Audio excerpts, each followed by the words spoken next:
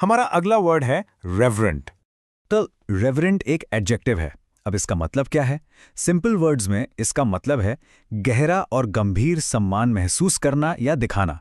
जब आप किसी चीज़, इंसान या जगह के लिए इतनी ज़्यादा रिस्पेक्ट फील करते हैं कि आप एकदम शांत और सीरियस हो जाते हैं, बस वही फीलिंग रेवरेंट कहलाती है।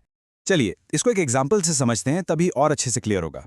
The students maintained a reverent silence during the memorial service. यहाँ रेवरेंट साइलेंस का मतलब है एक ऐसी खामोशी जिसमें बहुत रिस्पेक्ट हो, बहुत श्रद्धा हो। मेमोरियल सर्विस के दौरान स्टूडेंट्स का शांत रहना उनके सम्मान को दिखा रहा था। ओके, एक और एग्जाम्पल देखते हैं।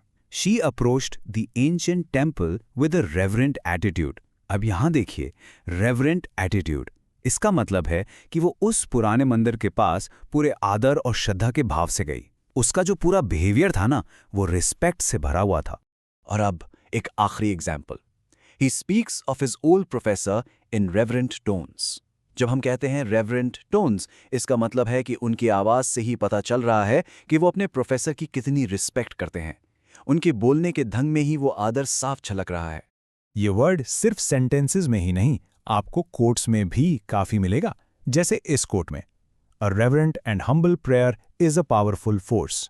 देखा, इसका मतलब है कि एक ऐसी प्रार्थना जो गहरी श्रद्धा और विनम्रता यानी ह्यूमिलिटी से की जाए, वो एक बहुत शक्तिशाली बल यानी एक पावरफुल फोर्स बन जाती है। कितना डीप वर्ड है, राइट? चलिए अब इसके कुछ सिनोनिम्स यानी सिमिलर मीनिंग वाले शब्दों और एंटोनिम्स यानी ऑपोजिट वर्ड्स पर नजर डालते हैं। तो रेवरेंट की जगह आप यूज कर सकते हैं रिस्पेक्टफुल, डिवाउट, एडमायरिंग या पायस। इन सब का मतलब कहीं ना कहीं आदर, श्रद्धा और प्रशंसा से जुड़ा है। और अब आते हैं इसके ठीक उल्टे यानी इसके एंटोनिम्स पर। ये हैं इर्रेवरेंट, डिसरिस्पेक्टफुल, मॉकिंग और स्कॉर्नफुल। तो जहां रेवरेंट का मतलब है फुल ऑफ रिस्पेक्ट, इसका सबसे कॉमन ऑपोजिट इर्रेवरेंट का मतलब है बिल्कुल रिस्पेक्ट ना करना। कितना क्लियर डिफरेंस है। बस आज के लिए इतना ही।